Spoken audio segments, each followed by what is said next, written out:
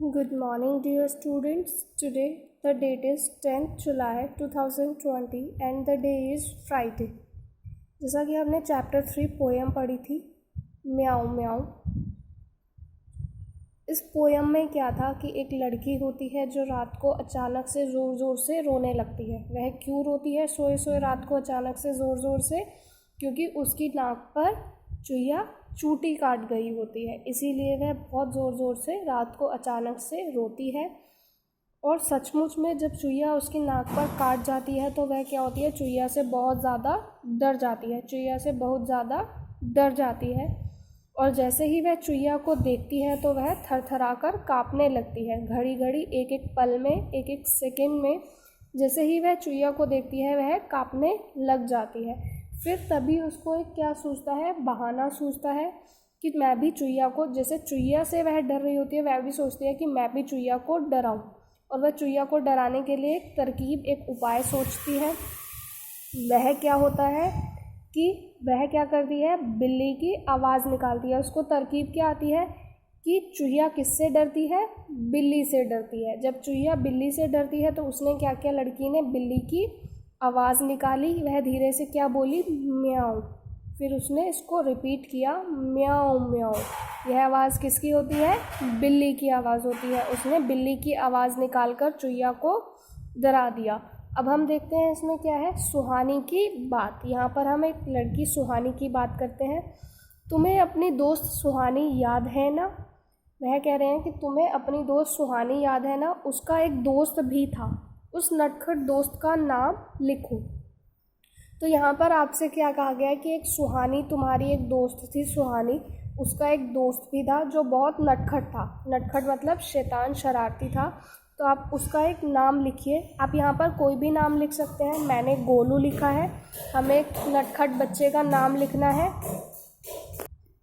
तो मैंने यहाँ गोलू लिखा है। आप किसी भी एक बच्चे का नाम लिख सकते हैं जो थोड़ा नाम से कैसा लगना चाहिए, नटखट लगना चाहिए।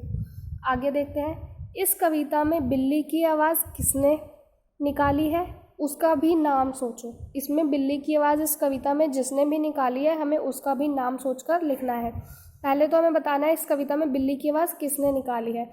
इस कविता में बिल्ली की आवाज़ लड़की ने निकाली है। इस कविता में बिल्ली की आवाज़ किसने निकाली है, लड़की ने निकाली है। उसका नाम भी क्या है, उसका नाम रिया हो सकता है। उस लड़की का नाम मैंने यहाँ क्या दे दिया है, रिया दे दिया है। आप कुछ भी लिख सकते हैं, जो भी आपको नाम अच्छा लगता हो। आप अपना नाम भी लिख सकते हैं, किसी और अपनी फ्रेंड का भी लिख सकते हैं, किसी भी लड़की का आप नाम यहाँ लिख सकते हैं। इस कविता में बिल्ली की आवाज़ लड़की ने निकाली है और उसका नाम क्या हो सकता है, रिया हो सकता है। आगे देखते हैं, अगर सुहानी इस लड़की की दोस्त होती तो क्या करती। अगर मान लिया कि सुहानी की जगह हम होते और हमारी कोई फ्रेंड या हमारा कोई फ्रेंड ऐसे डरता चुईया से तो हम क्या करते, वही हमें बताना है कि सुहानी क्या करती या हम होते तो हम भी क्या करते। उसे डरने नहीं देती और चुईया को भगा देती। हम भी यही करते ना कि अगर हमारा कोई फ्रेंड या फ्रेंड डर रही होती किसी से तो हम क्या करते, उसे डरने नहीं देते और जिससे भी वह डरती है उसे भगा देते। तो उसे डरने नहीं देती और चुईया को भगा देती। अब आगे देखो क्या है, डरना मत। कविता में लड़की ने म्याऊ की आवाज़ निकाली थी। म्याऊ की आवाज़ सुनकर चुईया पर क्या असर हुआ होगा। कविता में जब लड़की ने म्याऊ की आवाज़ निकाली थी तो यह आवाज़ सुनकर चुईया को कैसा लगा होगा, क्या असर हुआ होगा। तो इससे क्या हुआ होगा, चुईया डरकर भाग गई होगी, क्योंकि चुईया किससे डरती है, बिल्ली से डरती है। तुम्हें सबसे ज़्यादा डर किससे लगता है, तब तुम क्या करते हो। हमें सबसे ज़्यादा डर किससे लगता है हमें बताना है और तब हम क्या करते हैं। मान लिया मुझे सबसे ज़्यादा डर किससे लगता है, काली बिल्ली से लगता है और तब मैं क्या करती हूँ, मैं उसको देखकर छिप जाती हूँ या भाग जाती हूँ। अब बताओ तुम्हें अगर उसे डराना हो तो कैसे डराओगे, क्या करोगे। जिससे हमें डर लगता है अगर हमें उसे डराना हो तो हम क्या करेंगे और कैसे करेंगे।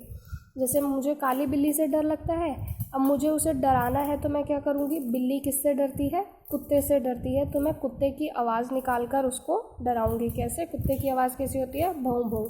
तो मैं कुत्ते की आवाज़ निकाल कर उसको क्या करूँगी, डराऊँगी। अब देखिए, यह मैंने आपको कुछ वाक्य दिए थे, इन शब्दों का इस्तेमाल करके आपको वाक्य बनाने हैं। और मैंने आपको बताया था कि इसमें आप क्या कर सकते हैं कि यह जैसे वर्ड्स हैं, पोएम के वर्ड्स हैं, तो आप पोएम वाली लाइंस भी यहाँ लिख सकते हैं और अपने मन से भी सेंटेंस बना के लिख सकते हैं, वाक्य बना के लिख सकते हैं।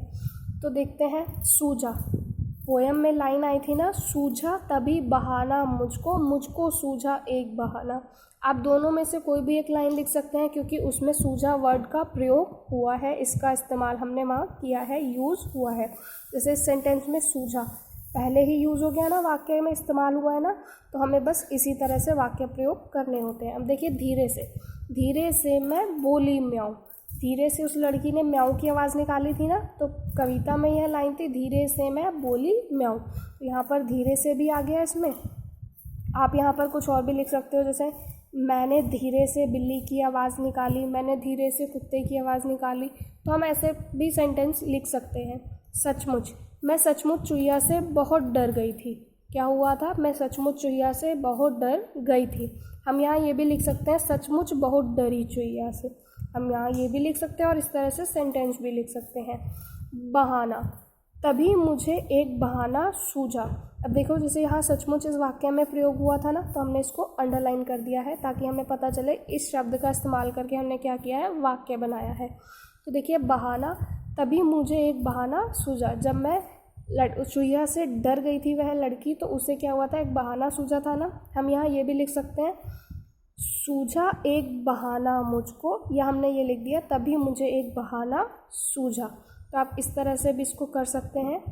Thank you.